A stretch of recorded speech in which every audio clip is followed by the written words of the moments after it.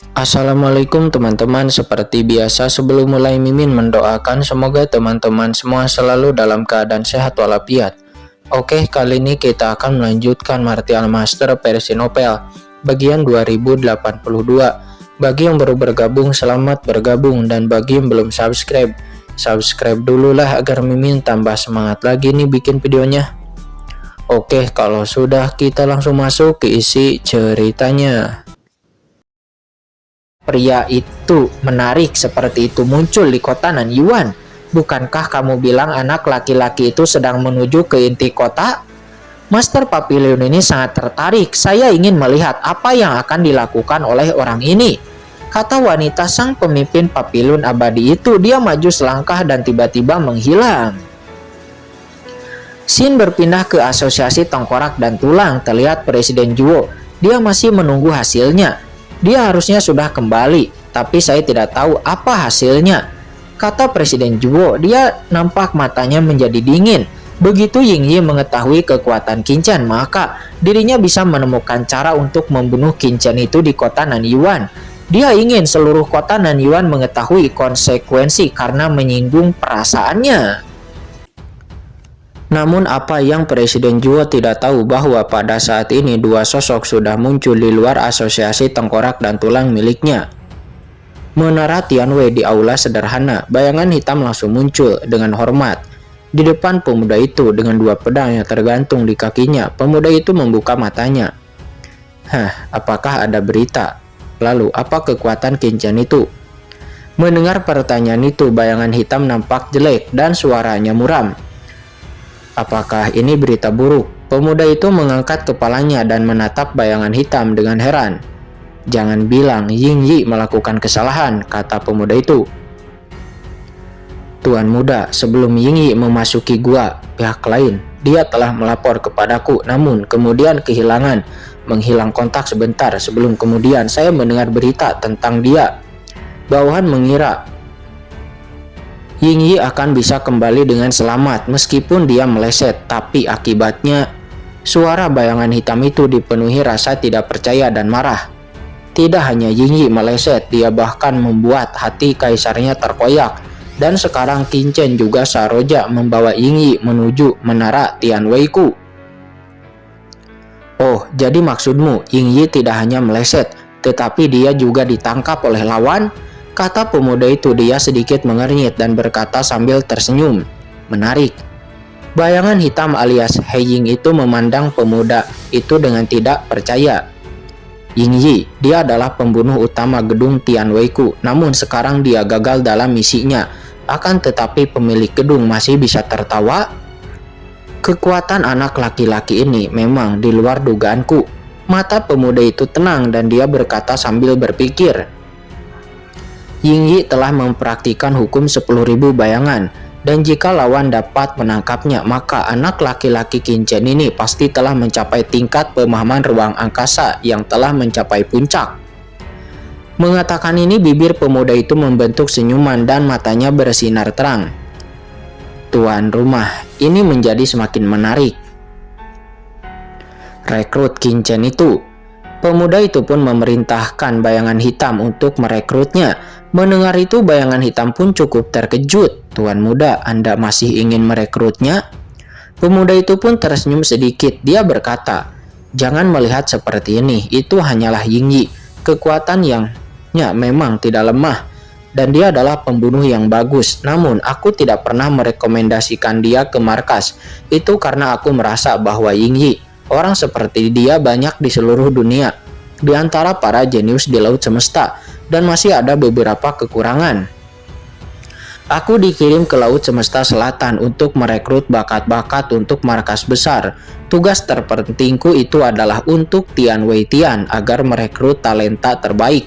Dan jika Qinchen benar-benar dapat mengalahkan sekaligus menangkap Yingyi sendirian, maka dia mungkin sudah sama berbakatnya dengan markas besar Tianwei Tian kami.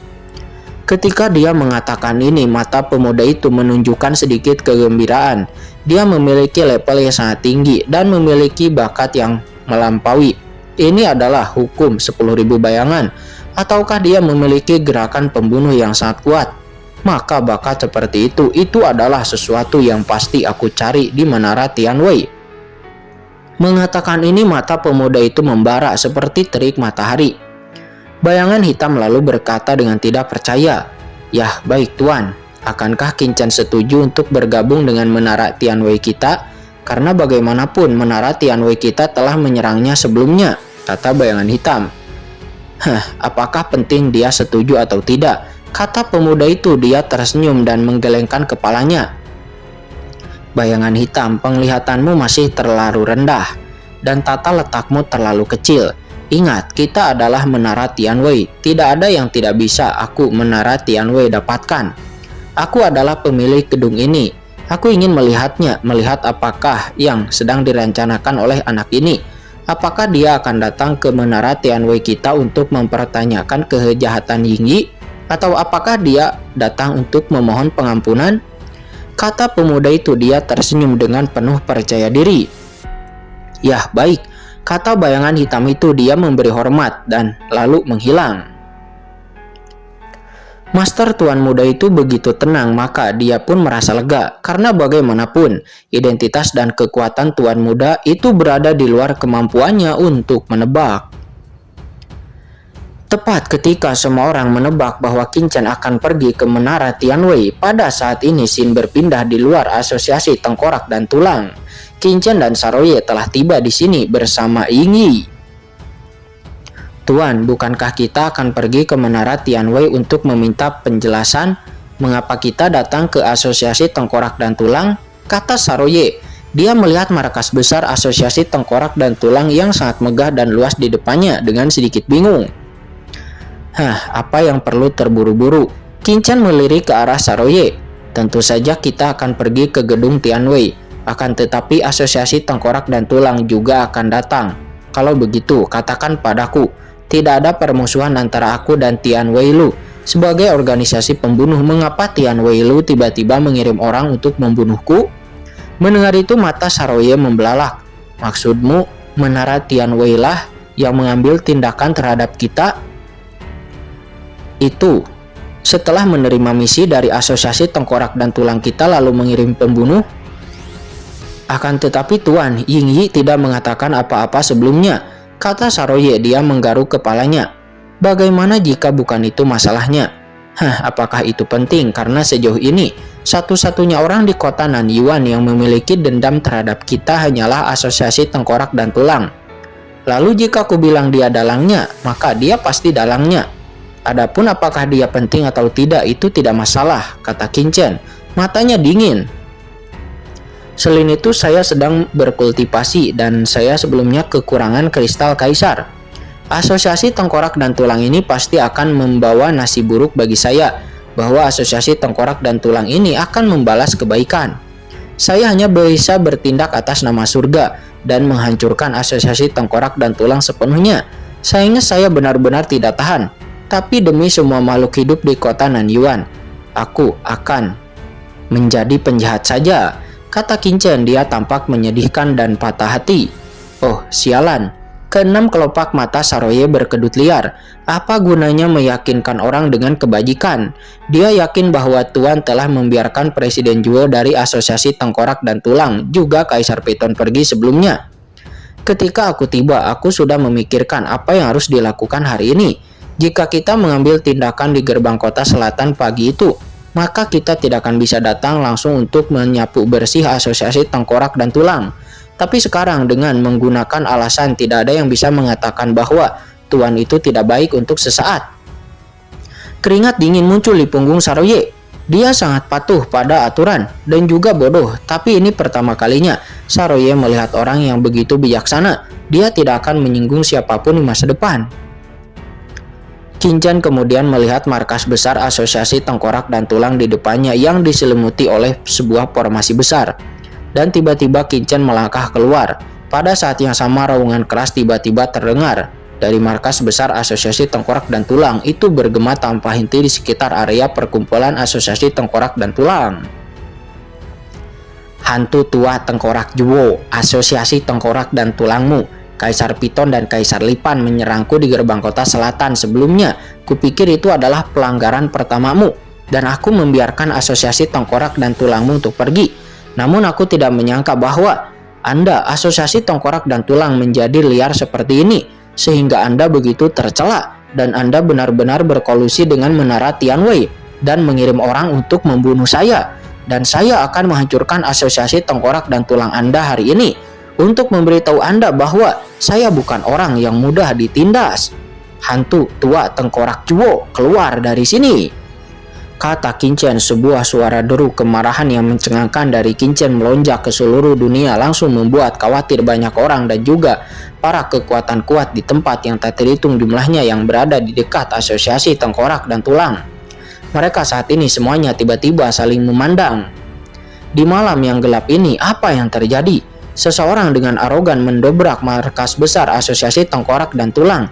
Meskipun saat itu malam hari, namun bagi sebagian orang yang berkuasa yang tinggal di kota Nanyuan, bahkan malam hari pun seterang siang hari. Menurut persepsi mereka, para prajurit sedang terbang melewatinya atau menerbangkan harta karun lalu melintasi langit. Pada saat ini, orang-orang ini semuanya menoleh dengan kaget dan segera melihat pemandangan yang tidak akan pernah mereka lupakan. Satu langkah di atas langit, di atas markas besar asosiasi tengkorak dan tulang, terlihat sebuah tangan besar tiba-tiba menonjol langsung dari kehampaan yang luas seperti pengunjung dari luar dan menekan dengan kuat. Seketika formasi besar asosiasi tengkorak dan tulang itu pun mengeluarkan raungan yang dahsyat. Langit membentuk kekuatan yang menakutkan. Badai energi ilahi dengan kekuatan aturan dan jalan yang tak ada habisnya itu seperti gelombang yang terus bergelombang dengan markas besar asosiasi tengkorak dan tulang sebagai pusatnya. Itu melonjak ke segala arah, berubah menjadi zona vakum yang menakutkan, berkerumun dengan aturan yang tak ada habisnya. Seseorang sedang menyerang markas besar asosiasi tengkorak dan tulang. Apakah itu Qin Chen? Ya Tuhan, itu adalah markas besar asosiasi tengkorak dan tulang, salah satu dari 10 kekuatan gelap di kota Nanyuan kita. Ini telah menjadi kekuatan yang kuat di kota Nanyuan selama berabad-abad. Qin Chen ini sangat berani datang sendiri dan mengambil tindakan dengan paksa. Apakah dia gila? Ya, dia pasti sudah gila. Dalam sekejap, sosok-sosok kuat yang tak terhitung jumlahnya naik ke langit dalam kehampaan. Diskusi-diskusi pun terdengar. Ratusan juta mil di sekitar mereka semua melihat tempat ini dengan ngeri. Mata mereka ngeri dan dipenuhi dengan keheranan yang luar biasa. Dorongan antara Qin Chen dan asosiasi tengkorak dan tulang, mereka semua sudah mendengarnya. Akan tetapi dalam beberapa hari terakhir kedua belah pihak menjadi tenang dan semua orang berpikir bahwa masalah ini harus sudah diselesaikan untuk sementara waktu. Akan tetapi mereka tidak pernah menyangka bahwa kejadian mengejutkan seperti ini baru saja terjadi. Sangat jarang sekali dalam sejarah kota Nanyuan bertarung secara langsung di area inti kota Nanyuan. Mereka menggambarkan istana penguasa tuan kota, apakah tidak dianggap? Dalam raungan yang keras dengan cepat itu menyebar ke depan yang membuat mereka terkejut ketika kesadaran mereka mendekati area markas besar asosiasi tengkorak dan tulang. Pusaran luar angkasa yang kuat menyapu, mencekik semua kesadaran mereka. Pada saat ini markas besar asosiasi tengkorak dan tulang diselimuti aura menakutkan seperti kerucut yang tajam. Dengan liar menembus formasi besar markas asosiasi tengkorak dan tulang, dan dalam sekejap itu menabrak formasi besar tersebut. Tengkorak Juwo tua, keluar, kata Qin Chen. Dia berteriak dengan marah, langsung melangkah ke markas besar asosiasi tengkorak dan tulang dengan momentum yang sangat besar. Tidak ada musuh besar di markas besar asosiasi tengkorak dan tulang. Banyak orang yang kuat sibuk terbang dan ada pula yang berkultivasi di guanya masing-masing. Namun pada saat ini formasi besar itu pecah dan mereka semua seketika terbangun. Mereka pun naik ke langit satu persatu, tampak ngeri dan gemetar. Bisakah mereka menghancurkan asosiasi tengkorak dan tulang? Formasi pelindung terkoyak dalam sekejap, dan orang-orang yang datang pastinya adalah eksistensi yang sangat menakutkan di antara para ranah Kaisar Agung. Dan bukanlah sesuatu yang bisa dilawan oleh antek-antek seperti mereka. Qin Chen. Pada saat ini raungan kemarahan juga datang dari area inti markas besar asosiasi tengkorak dan tulang itu. Dan saat berikutnya sesosok menakutkan dengan tekanan yang mengerikan keluar dari inti markas asosiasi tengkorak dan tulang dengan sangat marah. dan itu adalah Presiden Zhuo. Anda sangat berani menyerang markas besar Asosiasi Tengkorak dan Tulangku, kata Presiden Zhuo. Dia meraung seraya naik ke langit, berubah menjadi badai pemaksaan yang menakutkan dan menatap Qin Chen dengan kaget juga marah. Saat ini dia sangat marah dan tidak dapat mempercayai pemandangan di depannya. Dia langsung menyerang Asosiasi Tengkorak dan Tulang di inti kota Nanyuan. Ini benar-benar melanggar hukum.